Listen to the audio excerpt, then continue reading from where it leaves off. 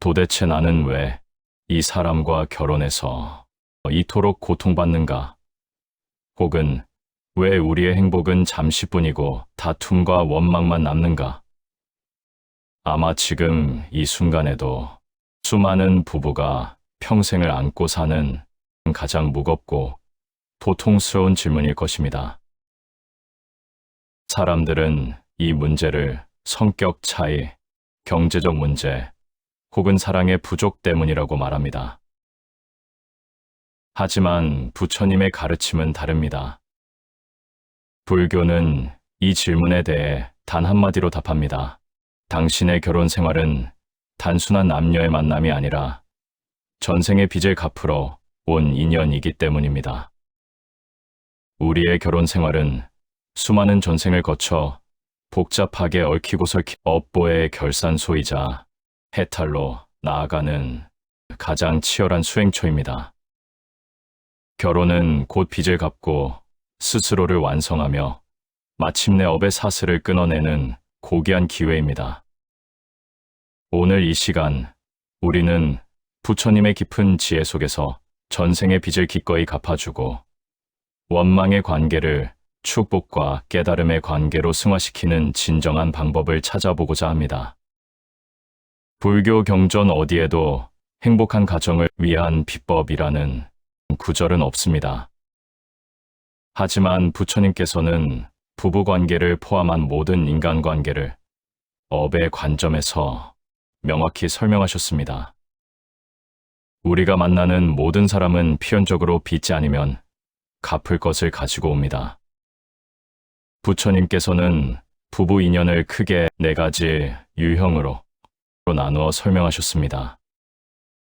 이 4가지 유형은 현재 우리가 겪는 부부 생활의 고통과 기쁨의 원인이 됩니다. 은혜를 갚으러 온 인연입니다. 전생에 이 사람에게 큰 도움을 받았거나 이 사람이 나에게 베풀었던 공덕이 너무 커서 현생에서 나의 배우자로 와서 나에게 무조건적인 사랑과 지지를 베푸는 경우입니다. 이런 배우자는 나에게 평안과 재물을 가져다 주며 나의 삶을 순조롭게 이끌어줍니다. 만약 지금 배우자의 덕을 보고 있다면 그것이 바로 내가 전생에 심은 선업의 열매입니다. 2번째 인연은 빚을 받으러 온 인연입니다. 가장 고통스러운 경우입니다. 전생에 내가 이 사람에게 물질적 혹은 정신적으로 큰 피해를 입혔고 그 빚을 받기 위해 배우자로 온 것입니다. 이 배우자는 내 마음을 끊임없이 불편하게 하고 나를 경제적으로 힘들게 하며 나를 비난하고 괴롭힐 수 있습니다. 우리는 흔히 왼수라고 표현하지만 불교에서는 이 인연을 가장 소중한 빚쟁이 선생님이라고 부릅니다. 3번째 인연은 빚을 갚으러 온 인연입니다. 전생에 이 사람에게 내가 빚진 것이 있어 현생에서 나의 배우자가 되어 나에게 헌신적으로 봉사하고 희생합니다. 나는 그 배우자의 헌신을 당연하게 여길 때가 많습니다. 내가 빚을 갚고 있는 입장이라면 억울할 것이 없습니다. 기꺼이 그 빚을 갚아줌으로써 이 생을 마무리할 때 비로소 우리는 이 업의 사슬에서 벗어날 수 있습니다. 마지막 인연은 원한을 갚으러 온 인연입니다. 이것은 빚을 받으러 온 인연보다 더 강렬한 고통을 수반할 수 있습니다. 전생에 내가 이 사람에게 해를 가하거나 원한을 심어주어 현생에서 배우자가 되어 나에게 복수하듯 고통을 안겨줍니다. 사소한 말다툼이 극심한 증오로 번지거나 배우자로부터 심각한 피해를 입는 경우가 여기에 해당합니다. 우리의 관심사는 이 4가지 중 빚을 받으러 온 인연과 원한을 갚으러 온 인연일 것입니다. 왜냐하면 행복한 인연은 질문을 낳지 않기 때문입니다. 고통만이 질문을 낳습니다. 기억하십시오. 부처님께서는 배우자로부터 가장 고통받는 부분이 있다면 바로 그 부분이 전생에 얘가 가장 갚아야 할 업의 핵심이다라고 가르치셨습니다. 배우자의 가장 견디기 힘든 성격, 예를 들어 게으름, 폭언, 경제적 무책임, 끊임없는 의심 등은 내가 전생에 그들에게 행했던 어떤 행위에 대한 거울이자 이자가 붙은 채권입니다. 이 고통을 외면하거나 이혼이라는 칼로 관계만 잘라내려 한다면 이 업의 씨앗은 소멸되지 않고 다음 생에 또 다른 모습의 고통으로 다시 나타날 것입니다. 그렇다면 어떻게 해야 이 지긋지긋한 빚을 현생에서 완전히 갚아 해탈의 길로 나아갈 수 있을까요? 핵심은 피해자라는 착각에서 벗어나 채무자임을 인정하는 것입니다. 그렇다면 어떻게 원망을 축복으로 바꿀까요? 원망을 축복으로 바꾸는 세 가지 지혜를 알아보자면, 첫 번째 지혜, 왜 나에게가 아닌 내가 무엇을. 우리가 배우자를 원망할 때 항상 드는 생각은 왜 이 고통이 나에게만 오는가입니다. 하지만 부처님의 지혜는 묻습니다. 내가 전생에 이 사람에게 무엇을 심었기에 지금 이런 열매를 받는가? 고통을 외부 환경이나 배우자의 성격 탓으로 돌리는 순간 우리는 그 고통을 벗어날 힘을 잃습니다. 그러나 그 고통을 내가 지은 업의 결과로 받아들이는 순간 우리는 업을 소멸시킬 주체적인 힘을 얻게 됩니다.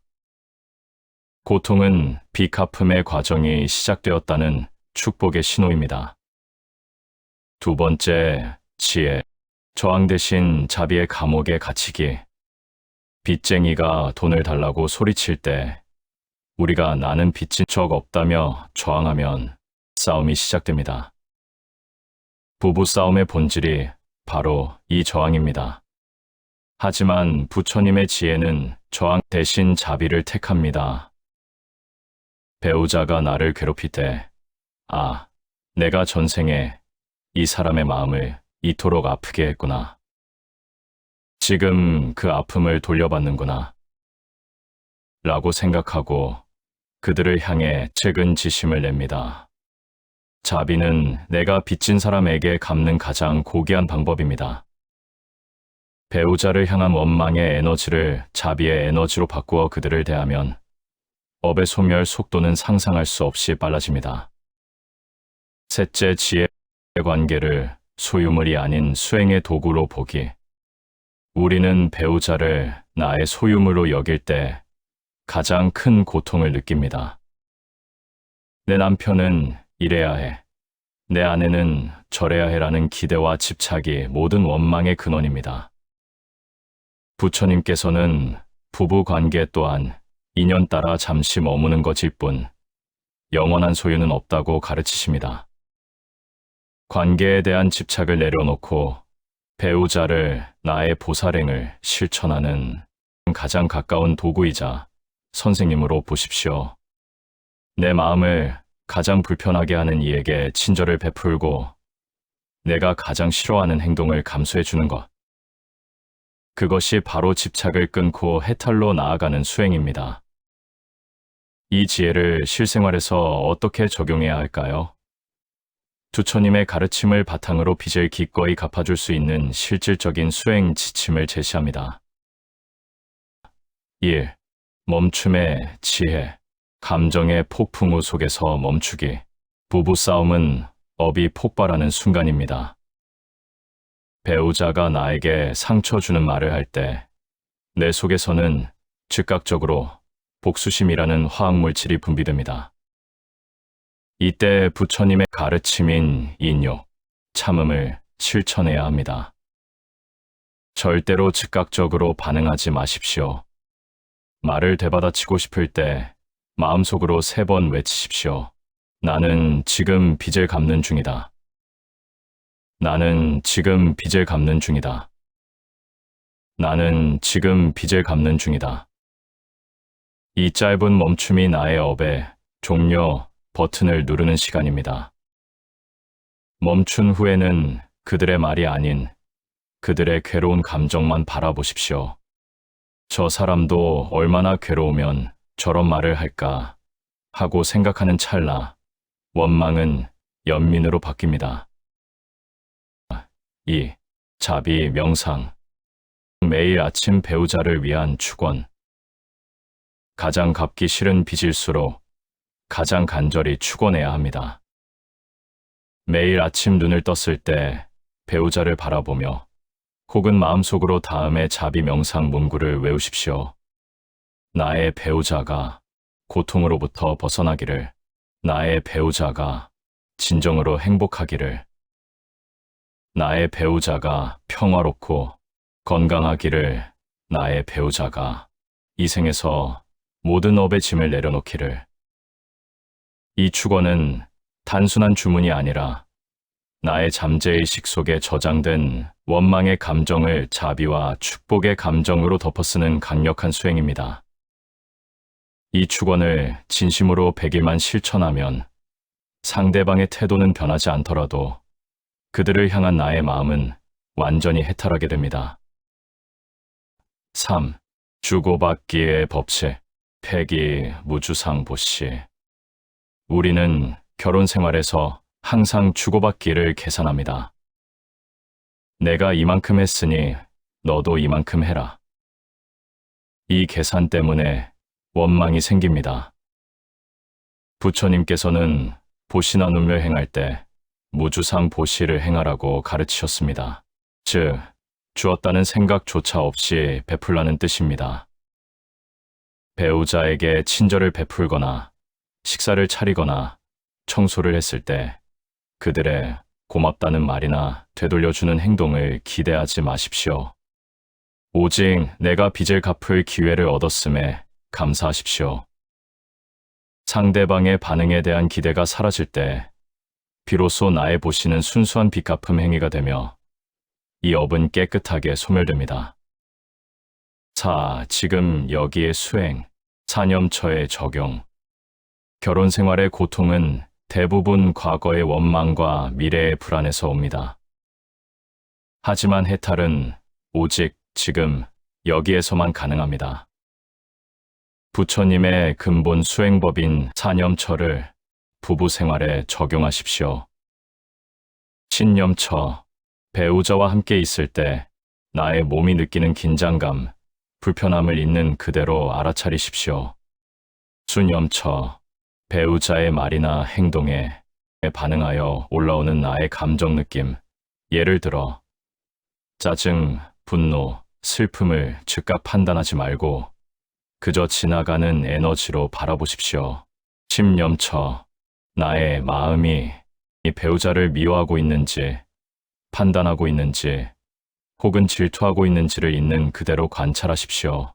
법념처, 이 모든 것이 인연 따라 생멸하는 것일 뿐 영원한 실체가 아니다라는 진리를 잊지 마십시오. 이 수행을 통해 우리는 배우자에게 반응하는 자동적인 패턴에서 벗어나 업을 초월한 자유로운 의식을 확보하게 됩니다.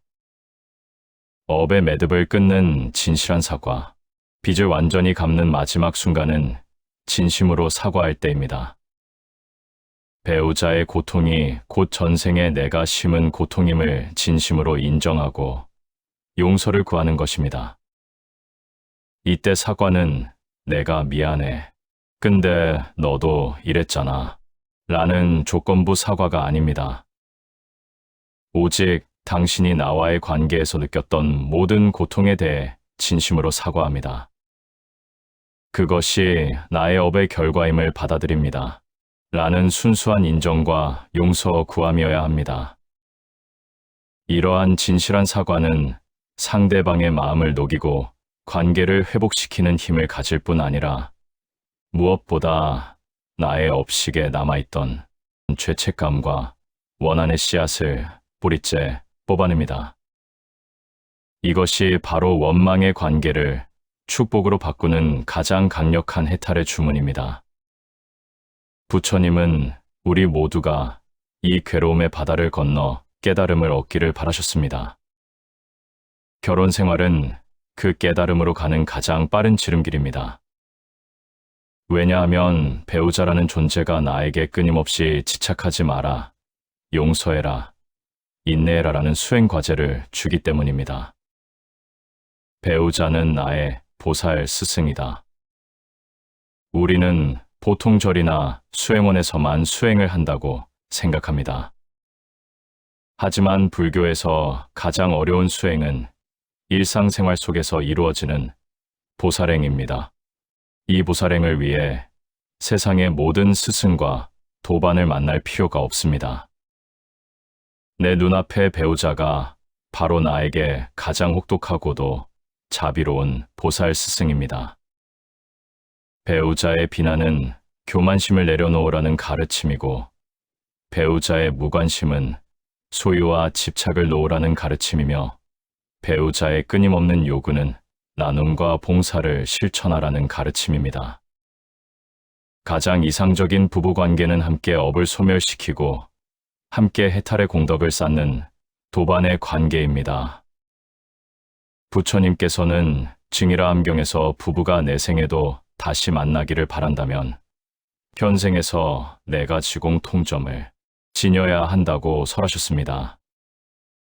같은 믿음, 정견을 가질 것, 동계, 같은 계율, 기준을 지킬 것, 동시에 같은 보시와 봉사를 실천할 것, 동해, 같은 지혜 깨달음을 닦을 것, 서로를 원망하며 빚만 갚는 관계에서 한 단계 나아가 서로를 존중하며 함께 선행을 베풀고 함께 바른 가르침을 공부할 때 우리의 부부관계는 비로소 전생의 빚을 넘어 영원한 행복을 약속하는 해탈의 길로 접어들게 됩니다. 고통은 빚 갚음의 과정이며 원망은 빚을 갚기 싫다는 저항의 몸짓일 뿐입니다. 지금 여러분의 배우자가 여러분에게 고통을 주고 있다면 그를 미워하지 마십시오. 오히려 감사하십시오. 드디어 내가 이 업을 현생에서 청산하고 다음 생으로 이 짐을 가져가지 않을 기회를 얻었구나 하고 말입니다. 원망을 축복으로 바꾸는 유일한 방법은 그 빚을 기꺼이 인정하고 자비와 무주상의 정신으로 완전히 갚아주는 것입니다.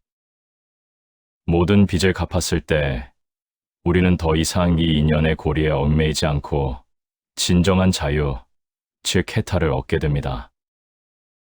여러분의 결혼 생활이 전생의 빚을 모두 청산하는 가장 완벽한 정화의 시간이자 영원한 깨달음으로 나아가는 보살행의 완성이 되기를 간절히 축원합니다. 함께 해탈의 길을 걷는 모든 부부에게 부처님의 지혜와 자비가 함께 하기를 부처님의 자비 기원